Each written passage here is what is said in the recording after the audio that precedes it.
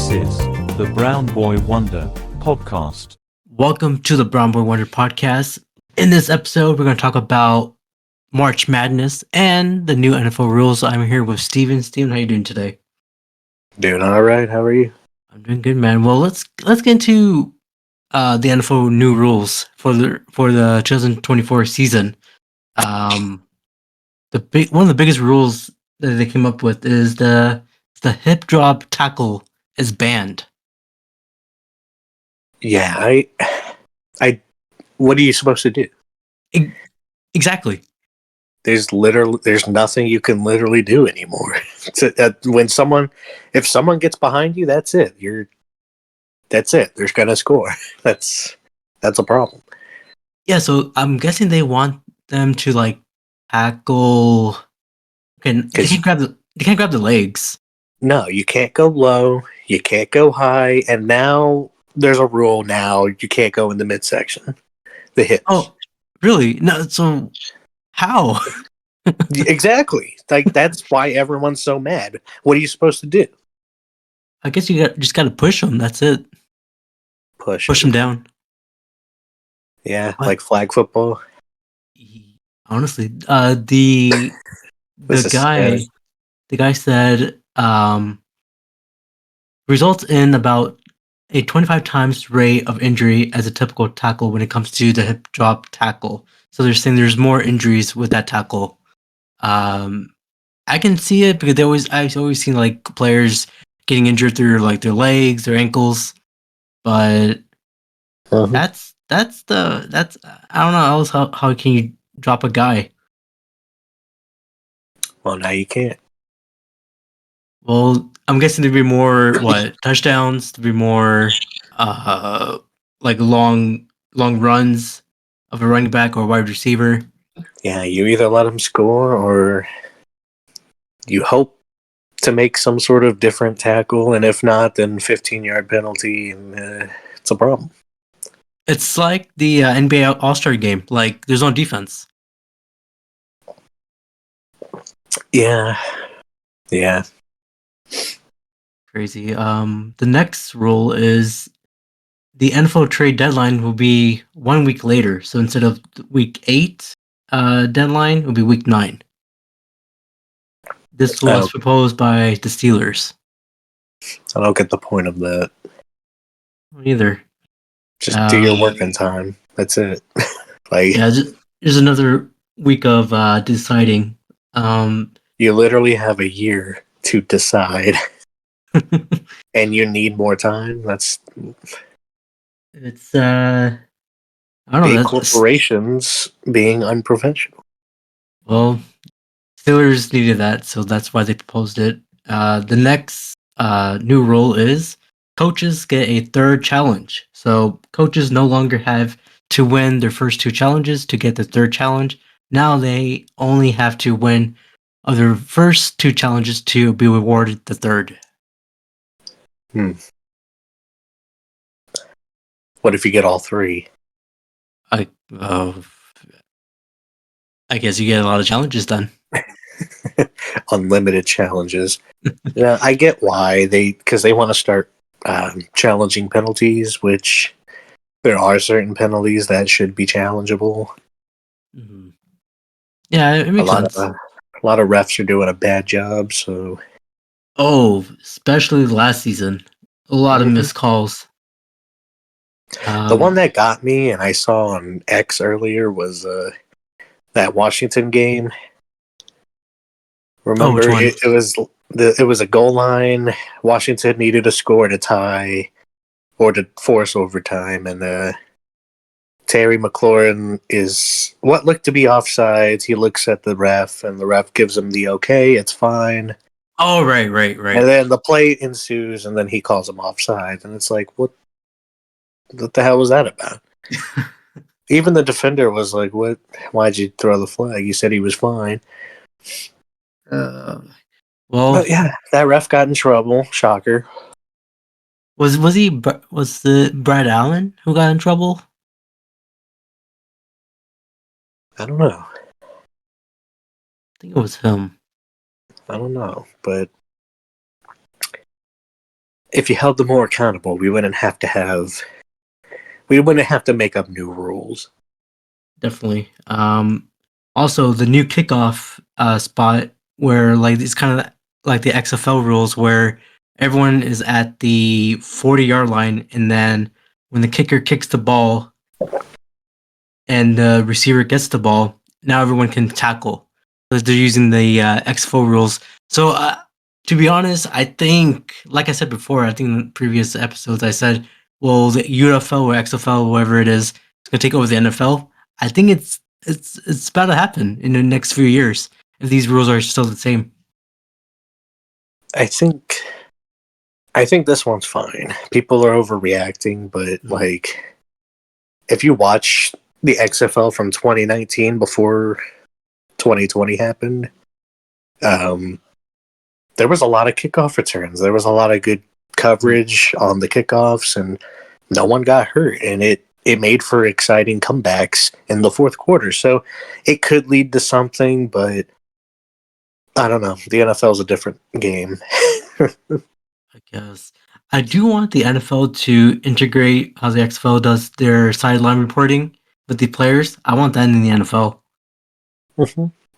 Well, the NFL, they tried to do that a couple years during the preseason, but a lot of fans just, they weren't into it.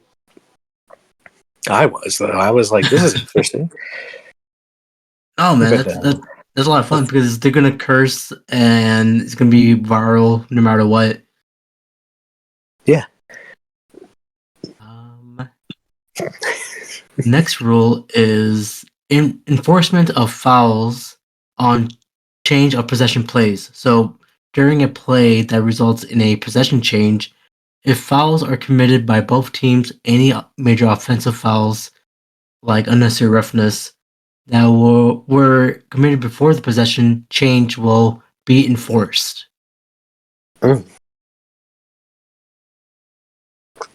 Okay. Yeah, so I guess that's a big rule there in the next season. Maybe Yeah. I feel like there'd be more fouls for this type of flag here. I get what they're going for, but again, execution. Let's see what happens. New rule is change to replay. So these are the replay changes that owners approved this week. The replay assistant will be allowed to correct objectively incorrect calls for intentional grounding and roughing the passer. Okay. Ooh. Replay review will be allowed when there is a clear and obvious visual evidence that the game clock expired before any snap. Ruling of a passer down by contact or out of bounds before throwing a pass are now reviewable plays. Wow. I think that is a big change. It's going to slow the game down a little, but Yeah. I think this is necessary. Especially, I mean, because the game moves so fast and refs get it wrong pretty often. So, I mean, what's wrong with saying, "Hey, let's look at it"? Honestly, your job is to get it right. So if we have to do our part to help you get it right, then we're gonna get it right somehow. I mean, like, especially like what my Knicks when they faced that guy and they fouled Jalen Brunson fouled that guy and he made a 3-pointer and it was clearly not a foul. I know that's the NBA, but you know these plays they matter or these fouls matter. So I'm glad they did that. Do you think robots would be referees in the near future because all these referees making these bad calls? Only in baseball. There's a lot of fouls committed in baseball? It's not fouls. It's refs in baseball are too emotional. They're like if a batter things can get heated. They don't even have to say anything. They could just look at them funny and boom, you're out of the game. That's not fair, especially if it's like the 8th or ninth inning. There are certain scenarios where the ref can throw you out for whatever. They don't need an explanation. They don't need a cause. They can just do it. Too many refs are emotional, and a lot of times they're pretty wrong. Look up Angel Hernandez. Oh, did he get punched in the face? He is the worst ref in baseball history, Oh, okay. and he still has a job. Mm. Like Well, you've seen the strike zone. uh-huh. You can hit the dirt before the ball even reaches the batter, and he'll still call it a strike. He's just garbage at his job. It reminds me of like refs giving technicals for no reason to NBA Because their players. feelings got hurt. Yeah. Like, come on, man up. Suck it up. Well, the last rule here, or at least for now, is the emergency quarterbacks. Emergency third quarterbacks who are available to play in case the starter and the backup are rejected or injured can now be elevated from both the 53-man roster and the practice squad. Last season, emergency quarterbacks could be elevated from the 30-man roster. So they can easily just pick up a guy who is a newbie and be on the field no matter what. I get it, but I- again, it's- have more than 2 guys on your roster. Like, the Jets, really? the Jets did not learn that lesson. Yeah, it's a bad idea. I mean, it's especially last season. Like, there's so many. I think we counted like 12 quarterbacks were injured. Yeah. So, I think it's a good idea. But yeah, those are the rules, man.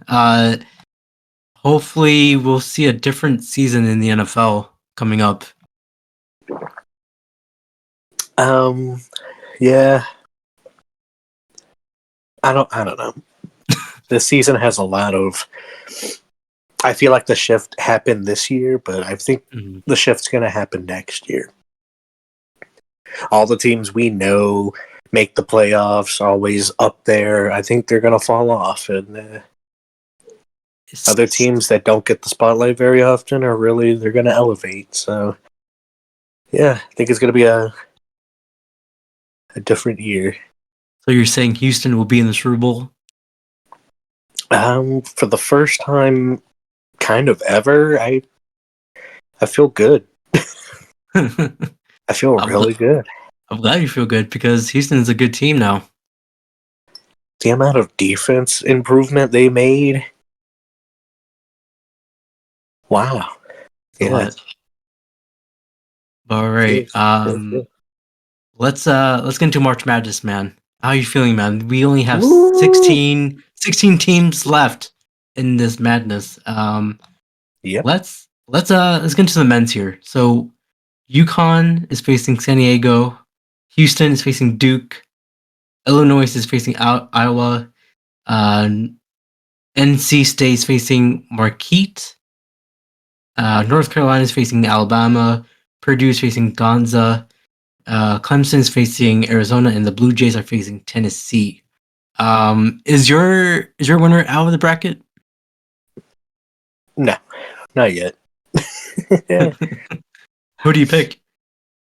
My main bracket, the bracket I put a lot of stake into, I had Houston winning. Okay. Just because it felt right. I haven't been catching up. Is Houston doing well? They have the best record in basketball. And they have the best strength of schedule as well. So that means the teams they've been up against are better than the teams, say, UConn or North Carolina, and teams like that have been up against. So that stuff matters. But again, once you're in the tournament, anything goes. Honestly, I did pick North Carolina to win out of pure luck because I was just looking at the top four, like projected to win the whole thing. So I just like, I like North Carolina. That's where Ric Flair lives. So I was just gonna pick that team. And right now I'm 82% on the ESPN bracket. So I guess Really it's good. working out well for me. It's really good. My best bracket is 78%. And in that bracket, I have UConn winning, but my final four is, I mean, shocker. The number one teams, it's Houston, UConn, North Carolina, and Purdue. But I don't know. I think Purdue, out of those four, should be knocked out first. Okay. I think Houston has the toughest game out of the four coming up with Duke. Duke is tough. They, I think they're the top three teams to win it. But hey, if Houston's gonna win it and that's your team, man, I'll be happy for you. I don't want to pick North Carolina then. I want to pick Houston because I want you to be happy. Well, yeah, this summer I'm going to finish my master's at Houston so I can say that's my school. Yes, sir. Yes, sir. So I would officially go to North Texas, Texas, Austin for the Longhorns, and Houston. Let's go H Town. All right. Mhm. The Sweet 16 for the men's, but for the women's, we got Texas versus Gonza. We got South Carolina versus Baylor. We got NC State versus Stanford. We got UConn versus Duke. South Carolina against Indiana. Iowa against Colorado. Oregon State against Notre Dame. And LSU versus UCLA. Mhm. So I did not make a bracket for this one, but I already know who's going to win the whole thing. Yeah, who? It's the main girl, man. She is. I'm Oh, gonna is say it. it? I'm gonna say she's the Kobe of the Is women's it? Is college it? basketball. Yeah, I You didn't am. see her choke last year? Hey, it's always She good choked. to. I know, She choked. but I know, I saw. But I think Iowa is gonna win it because of Caitlin Clark. She's the beast, man. She's the Kobe of the women's basketball, college basketball. Kobe. Ooh. You hear to hear. I mean, she is, man. She's Hey, she's dropping dimes like Curry. I don't disagree. I think she can really make a name for herself in the pros, and with that, people don't like her attitude, but I'm like, she's getting excited. She's getting pumped up, getting her team excited. What's wrong with that? Wait, people don't like that? No. How dare she? How dare she swear? How dare she get excited for her team? How dare she fight hard? I don't like it. She's busting her ass, and she's one of the best players in the world right now. I mean, if it's a double standard, then that's wrong, man. I think Absolutely a double standard. that is messed up. Well, once she gets her ads in her deals with Nike or whatever, she's gonna be the top basketball star of all time. Screw the ads. Just go play. Make Honestly. your mark. You just gotta show them. Yeah. So I guess you're picking also Iowa as well, just like me. Oh, no. What? I'm picking. I have two teams. Okay. My heart and my homer is Texas. Okay. Just because in the women's, it's never who you expect in the women's bracket. I don't mean that as like a diss. I mean that like there's a lot of good competitive teams. And Texas is they're a number one team, and no one's talking about them. And they keep blowing out opponents, and no one's talking about them. Mm. While Iowa skates by, North Carolina skates by, everyone's skating by, but Texas has been dominating, so they have a real shot.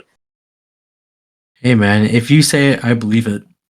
But I still pick South Carolina. They're undefeated 2 years in a row. Last year they lost by a fluke, and this year they look fantastic. So I mean, that's got to be the pick. All right, Iowa versus South Carolina. Let's see it. I don't think that can be the final. I think that has No, to be the yeah, semifinal. yeah. I think they'll have to face in the final, but if That's gonna be rough. yeah. But all right, man. That was March Madness. The final games are like what, April 7th? Early April, like Yeah, I think WrestleMania weekend, yeah. That's like 6, 7, or 8, or 6 or 7 around there. All right. which I'm gonna watch WrestleMania instead. Well, we can do both. You know, if you can watch WrestleMania and watch the games on our phone, Yeah, we can do that. but that's just too much multitasking. I can't do that. I'll just bring another TV to your house. Hey, sure. Why not? All right. Well, that's it for this episode. Steven, where can they find you, man? You know, around wherever you plug this, wherever you tag me. Whoa, whoa, whoa. Sure. Oh, yeah. I know what you Follow on mean. Instagram. There's nothing to follow. Follow on X, but beware, I am thirsty. Well, let's stop. Let's stop you right there. Well, of course, you can follow this podcast on Apple Podcasts, Spotify, iHeartRadio. I'm gonna have an Instagram page called the Brown Boy Wonder Podcast. You can follow me there. And again, let's go, Caitlin Clark Let's go, Longhorns! and Houston. Cougs! Anytime.